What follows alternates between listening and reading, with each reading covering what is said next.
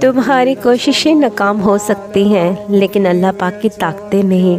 मुकद्दर दुआओं का पाबंद है, दुआएं मुकद्दर की पाबंद नहीं। तब भी मांगो जब कबूलियत की कोई भी वजह बाकी न रहे। सिर्फ अल्लाह पाक ही तो है जो दुखी दिल की खामोश सदाएं सुनता है। तो फिर तवक्कुल के साथ उसके सामने झोली फैलाई रखो, क्योंकि यकीन रखने वालों के लिए यकीन के मोज़े होते हैं। तुम्हें बनाने वाला तुम्हारी जरूरियात से कैसे बेखबर हो सकता है। तुम्हारी कहानी का मुसन्निफ अल्लाह पाक है, और उससे बेहतरीन मुसन्निफ और कौन हो सकता है।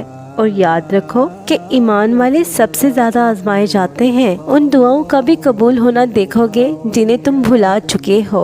अल्लाह ज़ाया तो कुछ भी नहीं करता, ना कोई दुआ, ना कोई नेकी, और ना ही आपकी कोई पुकार ज़ाया जाती है। अल्लाह के यहाँ हर चीज़ की कदर है। हर वो अमल जो उसके लिए हो, हर वो आंसू, हर वो आहा जो सिर्फ उसकी याद में निकले, वो उसे याद रखता है और बेहतरीन वक्त पे बेहतरीन बदले से नवाज देता है। अनकरीब आपका ये टूटा हुआ दिल ठीक हो जाएगा, बंद रास्ते खुल जाएंगे, टेढ़े मामलात सीधे हो जाएंगे, परेशानियां दूर हो जाएंगी। लिहाजा अल्लाह ताला पर मुकम्मल भरोसा रखिए और बेबस ना हो। अल्लाह तबारक व तआला हम सब की तमाम जायज़ ख्वाहिशात और नेक तमन्नाओं को कबूल फरमाए। आमीन।